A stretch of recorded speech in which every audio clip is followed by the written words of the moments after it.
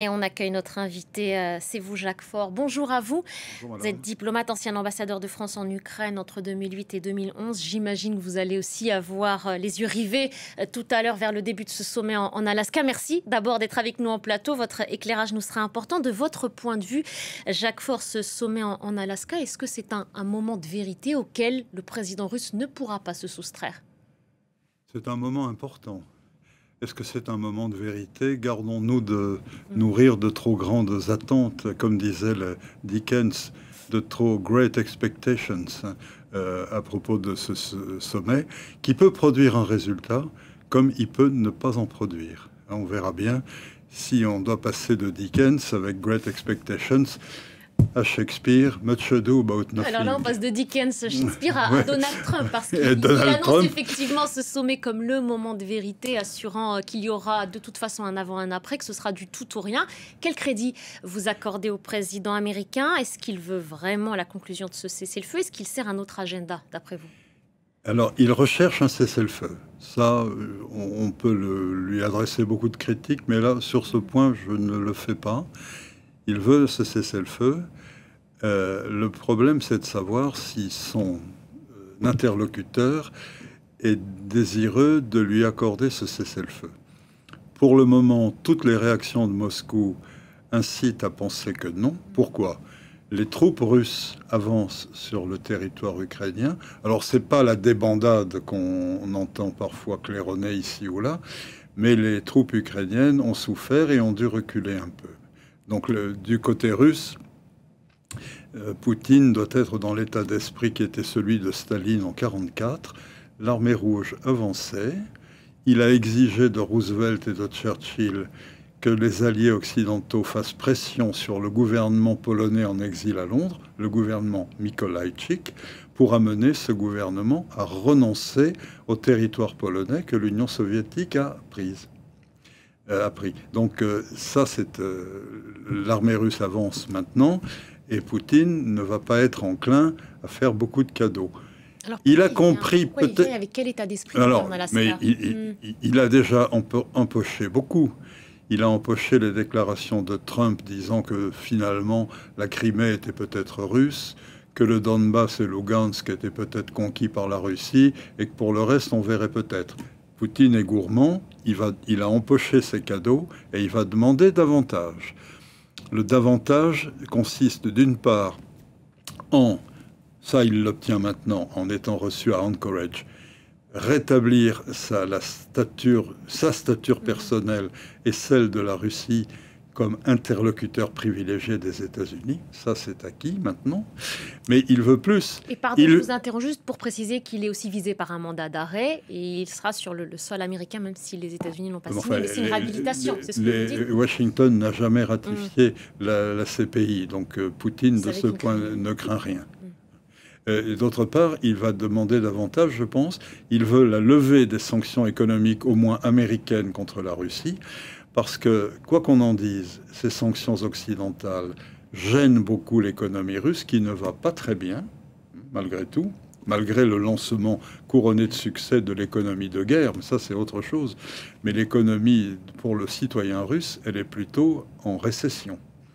Et puis, il va vouloir aussi... outre donc cette levée de sanctions économiques américaines, il va demander peut-être d'autres choses sur ce qu'il appelle la redéfinition de l'espace de sécurité en Europe. Et ça ne peut se faire qu'au détriment des Ukrainiens. Je rappelle quand même que le président ukrainien n'est pas invité à cette rencontre, ce qui est quand même exorbitant. Ça se fait aussi au détriment des Européens qui ne sont pas plus invités à cette négociation. Alors, il y a deux choses que vous dites là. Effectivement, le président Zelensky qui n'est pas invité. Est-ce que, selon vous, je vais vite, Jacques Faure, parce qu'il nous reste peu de temps, est-ce que, selon vous, Vladimir Poutine peut réclamer sa tête, demander à ce qu'il soit évincé? Et est-ce que les Européens ont péché? Ils ont soutenu l'Ukraine, mais est-ce qu'ils ont péché par manque de fermeté vis-à-vis des Russes? Alors, pour ce qui est de la tête de Zelensky, depuis plusieurs années, c'est ce que demande M. Poutine. Quand il dit que les objectifs de la Russie en Ukraine ne sont pas atteints, il fait clairement allusion à cela. Il ne veut plus du président Zelensky au pouvoir. Il ne veut plus du gouvernement du président Zelensky.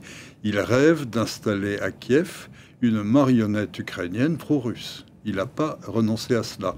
De même qu'il ne veut plus d'armée ukrainienne et qu'il ne veut plus de soutien occidental à l'armée ukrainienne. Ça reste valable dans ses demandes.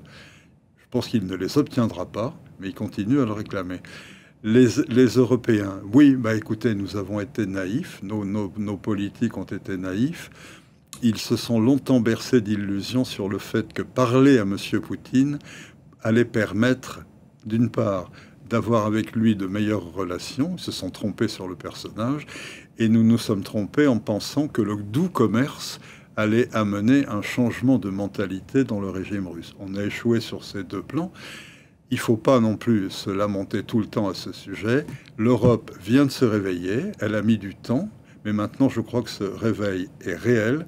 Il reste à voir que ce réveil se concrétise concrètement dans l'aide à l'Ukraine et dans les sanctions contre l'économie russe. Il y a déjà eu, Jacques Faure, des trains de sanctions, 18 notamment, ce qui n'a pas fait plier ni fléchir le président russe. C'est pour ça que je vous pose la question, où est-ce qu'on a pêché, les Européens ? On s'est illusionné sur notre capacité de persuasion en étant de bons partenaires commerciaux avec la Russie, en ouvrant nos cercles de discussion à la Russie. Je rappelle quand même que de 2000 à 2014, il y a eu un cercle OTAN-Russie qui a fonctionné, auquel les Russes ont participé régulièrement, avec leur attitude habituelle. Moi, j'étais dans ce genre de contact. Les Russes veulent bien être dans nos cercles de décision, à condition de les influencer selon leur vue, mais pas pour faire eux-mêmes des concessions de part et d'autre. Non, ça, ils connaissent pas. Et on me disait tout le temps dans ces cercles-là, jeune homme, j'étais beaucoup plus jeune à l'époque que maintenant, vous n'avez pas compris. Ça n'est pas à la Russie de s'adapter ou à l'OTAN ou à l'Union européenne, mais c'est à eux de s'adapter à la Russie. Et leur conviction répétée à chaque réunion était non, jeune homme, vous n'avez pas compris. Ce qui est à nous, ce qui est à vous est négociable. Et on en est là encore, même à Anchorage. Et est-ce que le président américain, lui, est dans la main des Russes alors ? Est-ce qu'il s'est rangé clairement du côté de Moscou ? Il a choisi son camp, si on peut le dire comme ça. Monsieur Trump veut un cessez-le-feu parce qu'il est jaloux du fait qu'Obama ait obtenu le prix Nobel de la paix. Et il se dit, mais moi, je le mérite beaucoup plus. Il a rien l'ego, ça. Oui, bon, c'est l'ego. Il n'a rien réglé réellement dans les conflits actuels, mais il continue à le croire. Mais il est surtout mu par l'appât du gain. Ce qui l'intéresse, en bon homme d'affaires, c'est les fameux contrats, les deals, comme il aime à dire. Et ça, il espère pouvoir en faire avec la Russie. Et Poutine est suffisamment rusé négociateur pour mettre au bout de l'hameçon qui va lui tendre sans aucun doute un verre intéressant, par exemple pour le transport aérien, Boeing pousse à cela, ou pour la recherche de gaz et de pétrole, demandez au cadre d'ExxonMobil, ils ne rêvent que de ça. Donc c'est surtout il y a les deux. De faire du business. Il y a les deux. Les Russes, eux, ont aussi quelque chose contre le président américain. Et dans quelle mesure on a du mal à imaginer qu'il ne soit guidé que par ces projets d'affaires, du commerce, notamment sa tour qu'il espérait bâtir en Russie. Est-ce qu'il n'y a que ça, selon vous, Jacques Faure ? Vous savez, pour la Russie, quand même, cette histoire de statut, pour leur pays et pour leurs dirigeants, c'est important. La population russe, qui n'est pas très bien informée et qui est très contrôlée par la propagande et la police de Poutine, mais soutient quand même l'agression russe contre l'Ukraine. Il n'y a aucun doute à se faire là-dessus. Ceux qui étaient contre sont par milliers dans les camps en Russie, soit par dizaines de milliers en émigration, mais ils ne sont plus sur le territoire de la Russie. Merci beaucoup, Jacques Faure. Merci d'être passé par le plateau. Je vous en prie, merci de votre invitation. Merci pour votre éclairage. Et attendons de voir si ce sommet très médiatisé, produit ou non quelque chose. Alors, très médiatisé, voilà. Effectivement, vous pourrez suivre d'ailleurs tous les développements autour de ce sommet sur France 24 à partir de 20h, heure française, édition spéciale sur toutes nos antennes. Et vous avez raison de le préciser, nous verrons ce qu'il en ressortira